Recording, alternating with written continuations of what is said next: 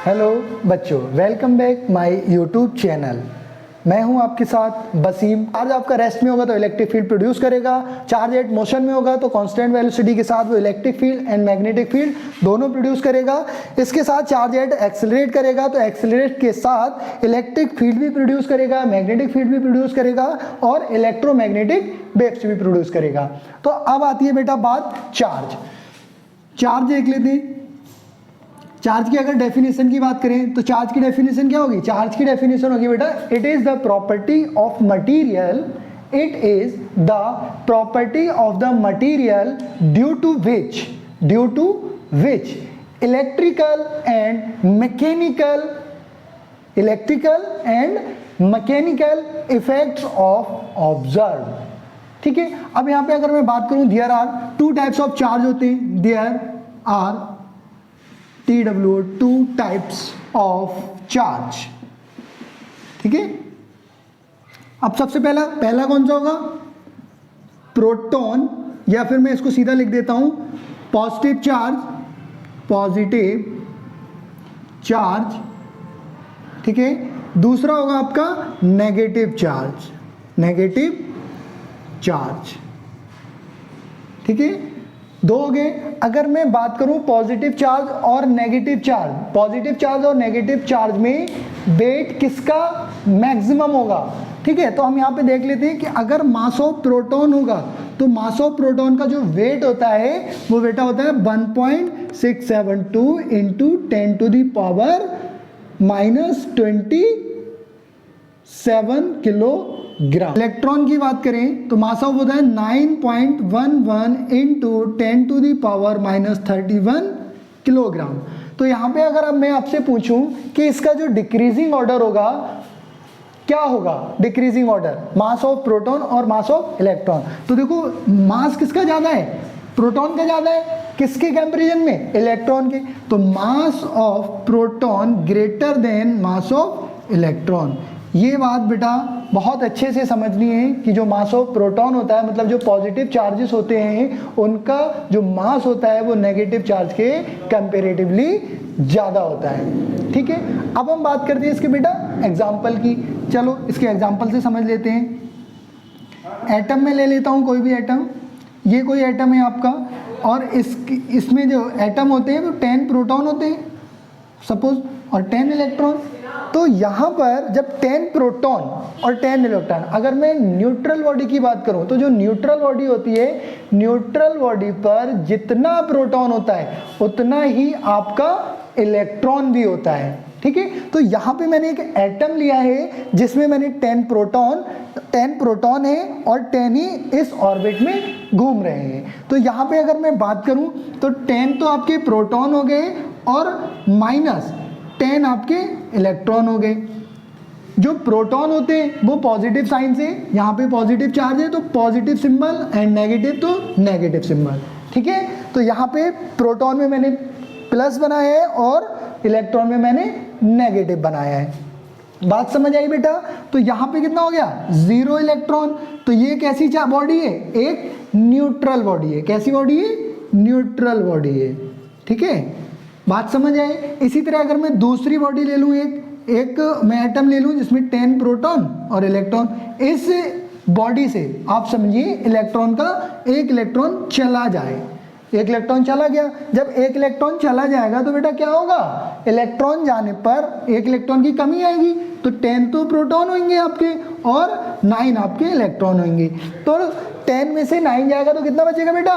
+1 electron. तो ये जो बॉडी चार्ज होगी ये आपकी पॉजिटिवली चार्ज होगी। कैसी होगी? Positively charge. ठीक है, कैसी होगी? पॉजिटिव चार्ज होगी। इसी तरह दूसरा देखो बेटा, ये कोई एटम है, इसमें 10 आपके प्रोटॉन है और ये इलेक्ट्रॉन है, और इसमें एक इलेक्ट्रॉन आ जाए। क्या हो जाए? एक इलेक्ट्रॉन इस एटम पर आ जाए, या इस एटम पर आया तो क्या होगा? 10 तो आपके प्रोटॉन है बेटा और 11 आपके इलेक्ट्रॉन है। तो आपका क्या होगा? 10 में से 11 तो -1 इलेक्ट्रॉन बचेगा। तो ये तो आपकी पॉजिटिव चार्ज थी और ये वाली आपकी नेगेटिव चार्ज हो जाएगी बॉडी। ठीक है, बात समझ आई बेटा। अगर मैं यहाँ पे इसकी डिक्रीजिंग ऑर्डर की बात करूं तो ये तो होगा आपका m1 और ये होगा आपका m2 और ये होगा आपका m3। तो डिक्रीजिंग ऑर्डर बता दीजिए। तो सबसे ज़्यादा मैंने बताया इलेक्ट्रॉन जिसका जो मास होगा सबसे ज़्यादा किस इलेक्ट्रॉन का होगा, प्रोटॉन का होगा कि इलेक्ट्रॉन का होगा। तो सबसे ज़्यादा मास होगा आपका m2 मतलब पॉजिटिव चार्ज बॉडी सबसे ज़्यादा होगा, और इससे कम होगा आपका जो न्यूट्रल बॉडी है। ठीक है, तो न्यूट्रल बॉडी है m1 और जो तीसरी बॉडी है जो नेगेटिव चार्ज है जिसके लिए m2 ग्रेटर देन होता है और m1 भी ग्रेटर देन होता है। और ये वाला क्वेश्चन आपको बेटा नीट में देखने को मिलेगा और ये आ जाता है कभी कभी, तो इसको आप अच्छे से पढ़िएगा। ठीक है,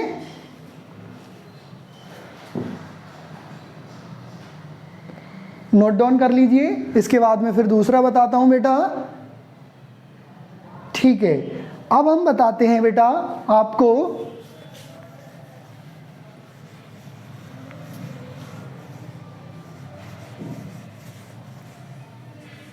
अब हम बात करेंगे बेटा कंडक्टर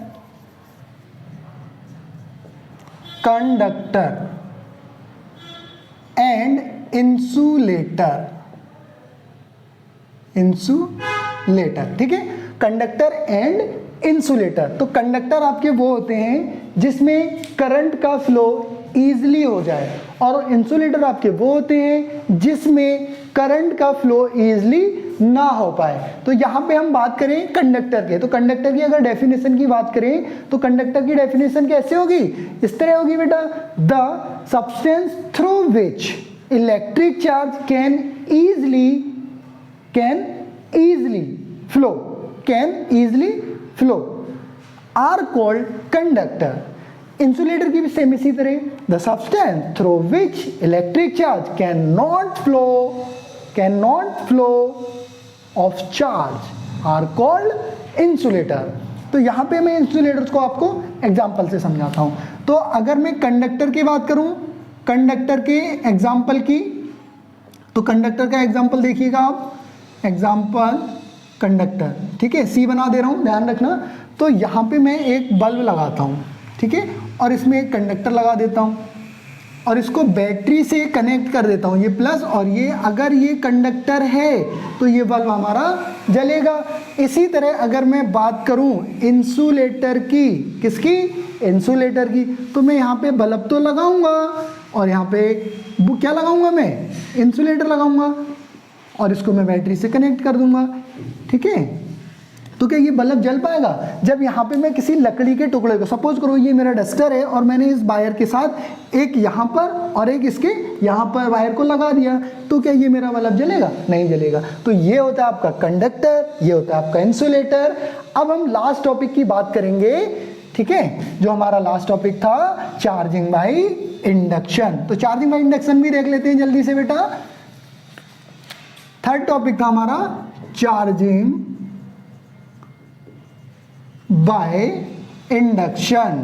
ठीक है बेटा, इंडक्शन।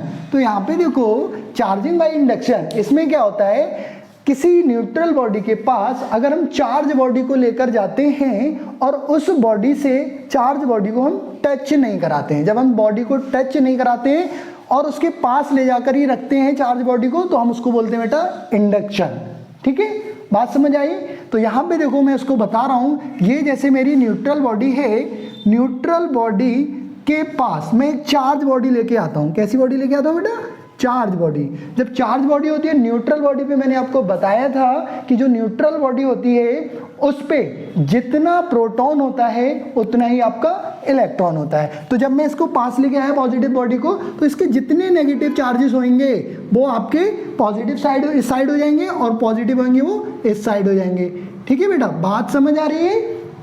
इसके बाद मैं इस बॉडी को, चार्ज बॉडी को जो मैं लेके आया था उसको हटा दूंगा और फिर मैं आफ्टर इसको देखूंगा तो मुझे कुछ ये बॉडी इस तरह दिखेगी। ठीक है, ये इस तरह होगी, तो ये फाइनली ये इस तरह दिखेगी आपको, जैसे मैंने दिखाया। तो ये इसका कुछ इस तरह आ जाएगा जैसे मैंने आपको दिखाया, और वैसे इसमें कहीं ये माइनस, ये प्लस, कहीं माइनस, ये इस तरह का होगा, ठीक है, बट मैंने यहाँ पे फाइनली शो कर दिया। फिर इसके बाद अगर मैं इसको अर्थ ग्राउंडेड करा दूं, क्या करा दूं बेटा, अर्थ ग्राउंडेड। जब मैं इसको अर्थ ग्राउंडेड कराऊंगा तो आफ्टर दैट जो बॉडी मुझे मिलेगी, देखो जितने भी पॉजिटिव चार्जेस होंगे वो कहाँ चले जाएंगे बेटा, अर्थ में चले जाएंगे। तो सारी ये जो बॉडी होगी फुल्ली नेगेटिवली चार्ज हो जाएगी। बात समझ आई, कैसी चार्ज हो जाएगी बेटा, नेगेटिवली चार्ज हो जाएगी। तो ये था बेटा हमारे 3 topic, charge, electric charge and conductor and insulator charging by induction.